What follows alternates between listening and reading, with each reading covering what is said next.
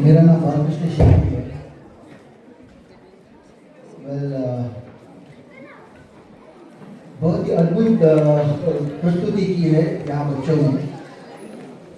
हिंदी का विषय है तो मैं हिंदी में कुछ बात करना चाहूँगा।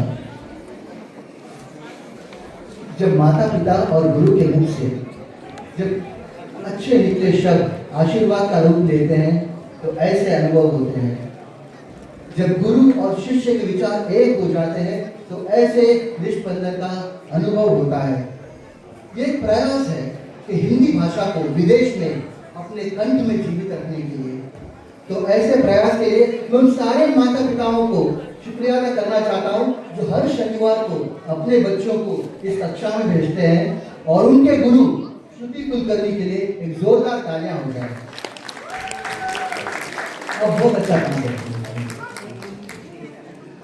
वैसे इस अभियान को जिन्होंने नींव रखी थी मिसेस भट्ट शायद आज यहाँ उपस्थित नहीं है, और वो और हमारे जामवन शांतिलाल जी, उनका बहुत बड़ा योगदान है।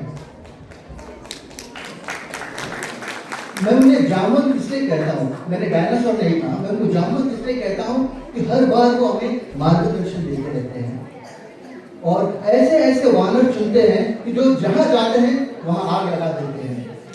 मैं होलिका दहन की बात कर रहा हूँ, इसके लिए वो काफ़ी मशहूर है। वैसे मेरी हमेशा से अभिलाषा रही कि मैं दिवाली पर्व के बारे में कुछ कहूँ और मेरे जो हमारे सबके जो आराध्य प्रभु राम, उनकी गुणगान करूँ। तो जिस तरह से राम सेतु बनाने के लिए सागर ने मार्ग दिए, वैसे हमारे सागर हर किसी को इस मंच पर मार्ग और मार्गदर्शन देते हैं। वैसे ही जैसे राम सेतु के लिए नल और नील चीफ इंजीनियर्स थे, हमारे पास भी नीलेश नामक एक अर्थव्यवस्थापक है जो बखूबी ये काम निभाते हैं। तो ऐसे में, और हाँ, हमारे पास महाभारत काल के संजय भी है जो कहीं नजर नहीं आ रहे हैं, और आपको देखेंगे व्हाट्सएप पे आपको आपकी दूरदृष्टि से आपके व्हाट्सएप पर आपको मैसेज करते रहते हैं। इनफैक्ट गब्बर भी उनसे पूछता है होली कब है, होली कब है। तो इतना महत्व है संजय, सागर और इन सब का इस कमेटी में। आते हैं दिवाली की तरफ। दिवाली ये जो पंच शुभ दिन का पर्व है, धनतेरस, इस दिन हम कुछ ना कुछ नया खरीदते रहते हैं। इसी दिन समुद्र मंथन से धन्वंतरी और माता लक्ष्मी प्रकट हुई, इसलिए हम लक्ष्मी पूजन भी मनाते हैं। फिर आता है कार्तिक मास का कृष्ण पक्ष, जब चतुर्दशी के दिन हम सब माँ काली का पूजन करते हैं, जिसे मालिक चौरस कहते हैं। हम माँ काली ने इसी दिन रक्त बीज का वध करके हम सबको पाप से मुक्त किया था। फिर आती है अमावस्या। अमावस्या के दिन हम इस अंधकार में एक प्रकाश, अंधकार के गर्भ में प्रकाश को उजागर करते हैं। जब कृष्ण पक्ष खत्म हुआ और शुक्ल पक्ष शुरू होता है तो उस वक्त हम गोवर्धन पूजा करते हैं। इसी गोवर्धन पूजा से हम कृष्ण भगवान ने अपने कनिष्ठ पर गोवर्धन पर्वत को उठाकर सारे वृंदावन वासियों को इंद्र के प्रकोप से बचाया था। तो द्वितीय शुक्ल को हम भाई दूज मनाते हैं। इसी दिन भगवान कृष्ण ने तारकासुर नामक राक्षस का वध करके हम सबको उनसे मुक्त करवाया था और सुभद्रा से मिलने गए थे। यम और नचिकेत का जो मृत्यु का जो दार्शनिक चर्चा है वो भी इसी दौरान हुई थी। ऐसे कई अनगिनत इतिहास है, पर सबसे महत्वपूर्ण इतिहास वो है कि हमारे प्रभु राम रावण दहन करके लंका से अयोध्या वापस आए थे।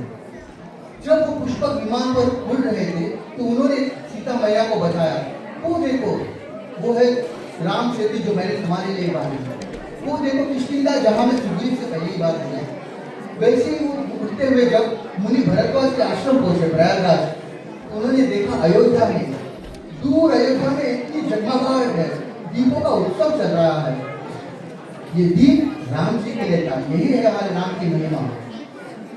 राम जी वो तेज है, राम प्रसंग है, राम चिंतन है, राम चेतना है, राम विश्व है, राम विश्वात्मा है।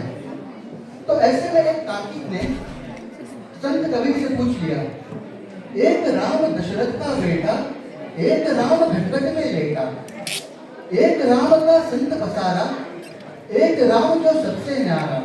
तो तुम्हारे राम कौन से है इसमें? तो ये बात तो सच है कि भगवान राम से पहले भी अनेकों राम हुए। उन राम के परशुराम के नाम में राम ही है, क्योंकि उन्होंने परशु उठा लिया, उनका नाम परशुराम पड़ा। वैसे ही वाल्या प्रभु राम के जन्म से पहले ही राम नाम गाते हुए वाल्मीकि बने। तो ये राम कौन है? ये राम कोई नाम नहीं, ये राम मंत्र है। ये 3 बीज मंत्रों से बना हुआ मंत्र है। र, ये सूर्य का बीज मंत्र है। आ, ये अग्नि का बीज मंत्र है। और म, ये चंद्रमा का बीज मंत्र है।